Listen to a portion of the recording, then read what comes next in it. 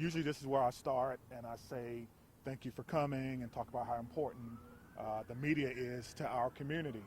But the truth is today is a sad, sad day, not only for Madison, but for our entire country, where yet another police chief press conference to speak about violence in our community, specifically in one of the places that's most sacred to me as someone who loves education and to someone who has children that are in schools. So I'm gonna tell you what I know. I'll answer any questions that I can. There'll be a secondary briefing that our PIO will let you know about, okay? Today, around 10:57 a.m., our officers were responding to a call of an active shooter at the Abundant Life Christian School here in Madison.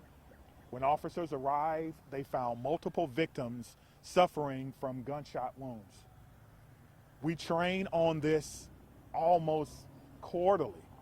The last time we trained on this as commanders was approximately 2 weeks ago. The protocols are simple.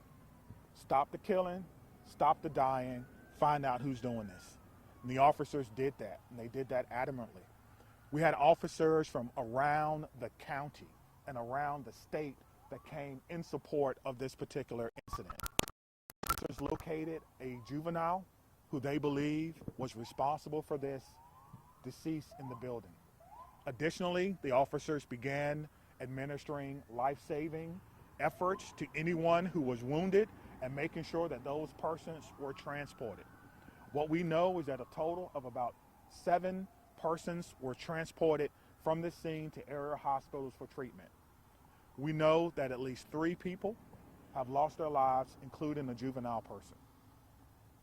I don't have any other information about those persons who have lost their lives, and I'm not going to release that until we have, of course, spoken with family members and ensuring that they are fully aware of this tragic, tragic scene that occurred today. I want to thank all of the law enforcement partners and community members that came out to help, our friends at the ATF. I've gotten calls from my friends at the FBI, the State Patrol, the Sheriff's Office, Monona Police Department, our fire department. It goes on and on and on. Because this is something that we all prepare for, but we hope we never have to do. As you can see, we have a unification center that was immediately set up where parents and guardians and loved ones and grandparents wanted to get information about their loved ones, and we wanted to make sure that they were unified immediately. So we were doing more than one thing at one time. We're still going through methodically clearing that school, clearing every vehicle, and making certain that there's no other threats to this community, which we believe there are none. We immediately alerted our mayor's office, and I've been on the phone with her and her office constantly. We also alerted Madison schools. We put the schools on lockdown, but there's no threats to the MMSD schools at this time. But we wanted to make sure that we did our due diligence in this particular case. Again, we're still going through collecting evidence, collecting information, making sure that our community is safe from what is a sad day for our community and for our country. And we have to do a little bit better. I don't have all the answers that you want right now, but I will tell you this: we have some of the best officers in the entire country. Our detectives are amazing. We're going to go and work hard and go through this scene so that we can piece together what exactly happened. Again, there'll be another briefing in about 2 hours, and if I have additional information, I will certainly let you know what that information is. Again, around 10:57 a.m., officers responded to an active shooter. They responded per our protocol. They found the person who they believe was responsible, who was down, deceased. We know that it's juvenile. We know that there are other persons who have lost their lives. We know that we've transported about 6 people after giving them life-saving measures. It's important to notice, too, that about 3 miles from here is our training center. Today, our special event team medics were in training. And so they got to practice in real time. They left the training center immediately and came down here and doing in real time what they were actually practicing for. And that's why training is so important, and making sure that we can provide the best possible training and the best possible response for our community members. I'm asking everyone to send your heartfelt wishes and prayers and thoughts yet again to a community, but this time it's my community. Dylan? Yeah, can we start over here with Sure. questions? Chief, you mentioned you're a father. You're the police chief here in Madison. What emotions are you feeling right now after going through all that? To be honest with you, I'm feeling a little dismayed now. So close to Christmas. Every child, every person in that building is a victim and will be a victim forever. And these types of trauma don't just go away. And we need to figure out and try to piece together what exactly happened. And right now, my heart is heavy for my community. My heart is heavy for Madison, and we have to come together as a community and figure out what happened here and make sure that it doesn't happen in any other place that should be a refuge for students in our community. Right there. What sort of gun-related policies, if any, were in place? Did the school have metal detectors? I'm not aware that the school had metal detectors, nor should schools have metal detectors. It's a safe space. So I don't know. Again, it is a private Christian school. It is not under the authority of MMSDs, and that is something that we would have to look into. Chief, of the 7 victims, how many are students? How many are teachers?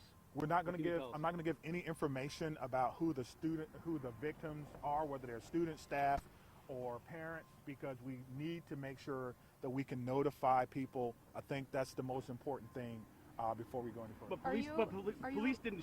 They never fired their weapons. She That took is her own life, correct. correct? Let's follow I that don't. one. I don't know if it's a male or a female, but the police department did not fire their weapons. Thank you. Here, Scott. Are there 3 fatalities you mentioned, including the suspected shooter? or That's no? correct. Yes, sir. So 3 total. That's correct. Are the 7 that was transported, are the 3 fatalities within that 7 or addition to that? Yes, within that 7. Yes, thank you. Was the shooter a student at the school? We believe the shooter was a student at the school. Yes. What can you tell us about the status of the other transports? We know that they range from minor injuries to life-threatening. I know that's a huge, spectrum, but that's what we know now. And so we need everyone, again, to send your thoughts and your prayers out to them. One thing I do know is that we have some of the best medical care in the country here in Madison, and so we hope that everyone will recover, but at this time, we don't know. So we did just get an update from our command post. 5 deceased at this time, 5 injured. So total 10. You know what So kind of total gun of was 10. used? Again, this is a ever evolving situation. Just hearing that, what does that make you think? How does that make you feel? That we have to do a better job in our community on a Monday, right? So close to Christmas, that we're updating victims.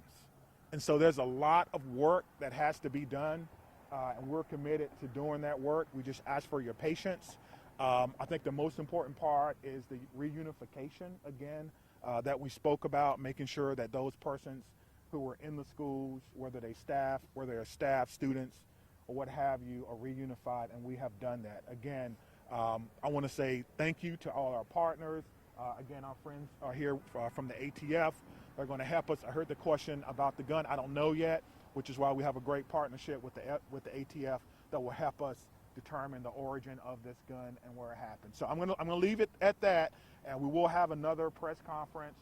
Stephanie has the location. We're doing 2:30 at Fire Station 14 in their community room. 2:30, Fire Station 14. Steph, Okay. can you confirm the 5 who are dead? Does that include the shooter? That doesn't It include was. Are the Yeah. victims students, teachers, a mix? Yeah. Again, we're not going to talk about that until we notify all the families that may be involved. Again, this is Is this a again 17-year-old girl? this is an Is this a 17-year-old girl, Chief? ever evolving situation, and we're trying to figure it out. What did you say, Has man? the school been cleared? Are all the students out of The school has been through a secondary clearing. We're doing another one now with the help of bomb dogs, just in case. We want to clear vehicles and things of that nature. So we're going to take our time, and we're going to go through, and we're going to do everything that we can. So All right, thank you we're very good. much, and we'll see you 2:30, soon. okay, Thank at you. Fire Station 14 in the community room.